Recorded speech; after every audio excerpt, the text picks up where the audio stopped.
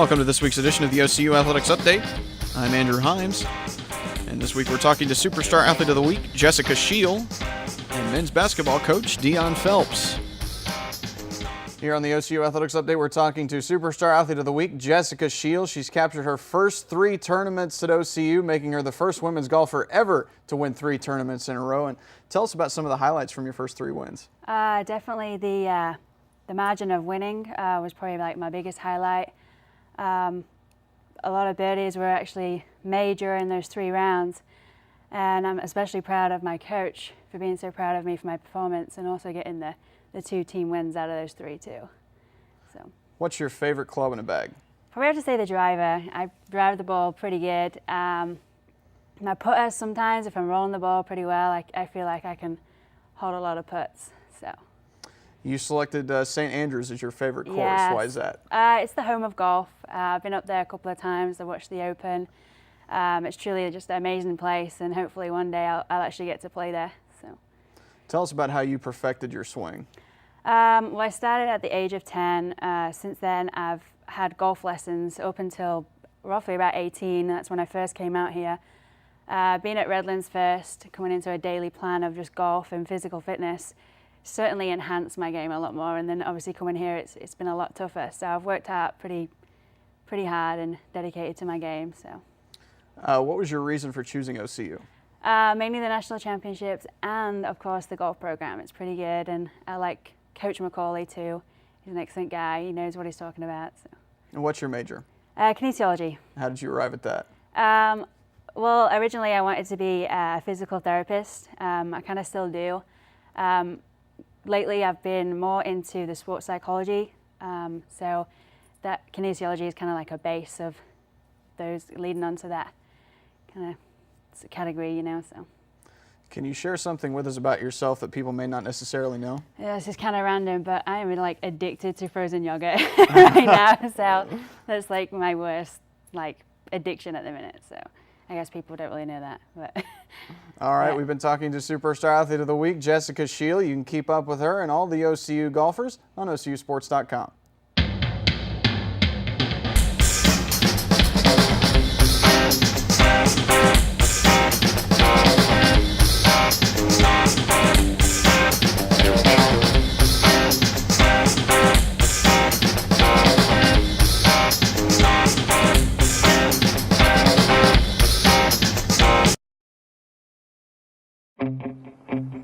There's a call to be answered. The spirit of competition is still alive inside. The desire still drives. The phrase student athlete has a great ring to it. Lasting friendships are ready to be made. You just want to keep playing. Game on. Learn more at naia.org. Here on the OCU Athletics Update, we've got men's basketball coach Dionne Phelps. The Stars open play on October the 29th against Dallas Baptist, 2 p.m. And Coach, you've got Orland Jackman, Shane Rogers, Corey Nicholson all coming back this year. What do you expect from your veterans on the team? You know, the expectations are pretty high for those guys since they've been through the league and they have a pretty good sense of the league. They've done a great job trying to help the newer guys prepare. As far as my expectations for them is to pretty much gear our guys up to play every night in each and every environment that we go into. So I'm leaning on those guys to get a good feel for what the league will be about. So it's been going pretty good so far. Add in newcomers, Charlton Jones, Tim Morton. What do you expect from the new guys coming in? You know, the new guys are pretty excited about coming into the league and coming into this particular season. So they've picked up the pace and are competing at a very high level right now. One of the things I want them to do more of is to be more vocal in our practices. And my expectations for a guy like Charlton and Sam is to be a great leader. And I think if they could feed off of the returning guys, I think it's been a good combination so far. Your schedules highlight non-conference schedules highlighted by a trip down to North Texas for an exhibition game. Yeah. You got a tournament in San Antonio, Our Lady of the Lake tournament. What kind of challenges does this non-conference schedule present to you before you get into the Sooner Athletic Conference? Well, I tell you what, I'm not sure what I was thinking when I scheduled North Texas. Coach Jones has done an exceptional job there, getting to the NCAA tournament a couple times, and I think they're picked to win the Sun Belt Conference this year. He's done an exceptionally great job there. They have some guys that'll be sitting out, but at the time they have a couple of Division I transfers, so that's going to be a really good test for us. They're a very seasoned team, so I feel like for our guys to go on the road and have an opportunity to play a level of competition as North Texas is going to be good for us. We're going to go out there and do what we do and compete as hard as we can compete. But our guys are very aware that this team that we're about to play, they're used to winning championships. They're used to getting to the NCAA tournament. So I think it's going to be a great experience for us. Now, when we go down to San Antonio, as you mentioned, the Our Lady of the Lake game and St. Thomas games, those are going to be challenging too. That's going to be the longest road trip that we will have. And that in itself will be an experience for our guys to go into such an environment like that. I think it's like a 7-hour trip to drive down there to play in a 2-day tournament. And I hope they have two different styles of play. If you think about Our Lady of the Lake, they're a team that likes to press, run, and jump 40 minutes. And so that's going to be something different for us and something that we'll have to adapt to. And then the other style with St. Thomas University, they're a very efficient and highly executing team. So it's going to be a great opportunity for us. Tell us about your team's trip to the Stanley Hupfeld Academy. That was interesting. You know, a lot of times when you have a university or you have a program go and visit a school, you feel like a lot of people look at it as a point that it's going to be a benefit for the kids. But for us, it was almost the reverse. We went to the Stanley Hupfeld, and those kids, the way they embraced our players got a lot out of that. And so, you know, the giving in that sense, or the blessing, if you want to say, was reciprocal. It was going back and forth the whole time. We were very impressed with the resources that they have at Stanley Hupfeld. Amazing, the equipment that they have for those children there, and the level of appreciation that they have for that's there at the school, and the professors or teachers. They embrace the situation. They're very proud of the kids there, and we thought it was a great environment. And it's been a great hookup. The way that it's set up is to be a mentoring program. And so we set it up where we can bring guys out there to spend about 40 minutes to 30 minutes with their children and find 1 or 2 kids that really need strong mentoring. And so we're excited about it. Matter of fact, I think me and my head coach will be back out there this week and spend some time with their administration and talk in more detail.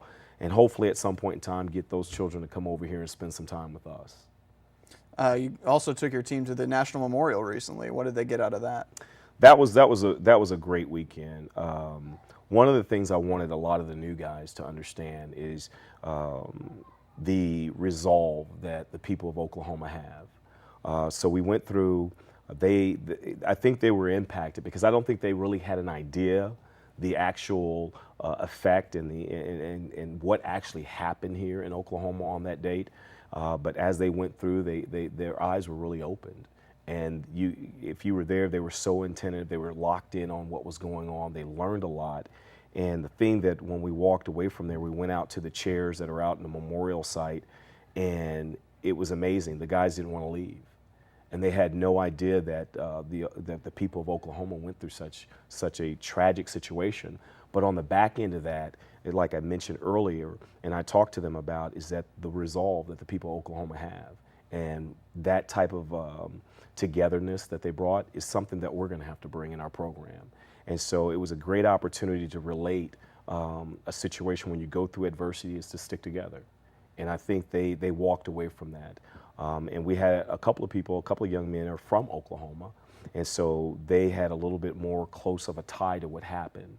And they shared and expressed their stories. And so I really think that trip brought us together. I think that trip gave our guys that are not from Oklahoma a sense of a little bit of pride in Oklahoma, and it gives them an opportunity to invest in it a little bit. So we were really excited. I'm always moved by that. That's my second time going through the memorial, and I was just really, every time I go through there, I'm just really taken aback for a second, but that at the end, I realize that the people of Oklahoma are great people and they will continue to fight and continue to stay together. So it's a very moving experience. What do you feel like makes OCU unique? You know what, since I've been here, it's the campus. I think the people here on our OCU campus, they're very committed to this campus. I think their interest to see OCU be the best at everything that they try to do is evident everywhere you go. The students on campus, I think they walk with a great level of humility, but at the same time some pride in what they do. Whether it's the theater department, I see the dance students walking around and they show great pride, and the way they speak about their professors or their instructors, I'm very impressed in what I've seen since I've been here. And I think that's probably the most unique thing, is that the students, and whether you're a student athlete or whether you're a student, you have great pride in this institution. So that's been the unique thing about this place. All right, we've been talking to OCU basketball coach Dionne Phelps. The Stars open their season on October the 29th against Dallas Baptist, 2 p.m. at Abe Lemons Arena.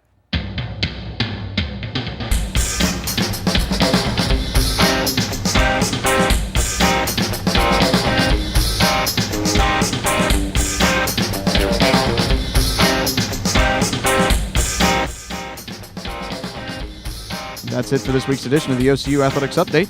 Check back every week for all the latest in OCU sports.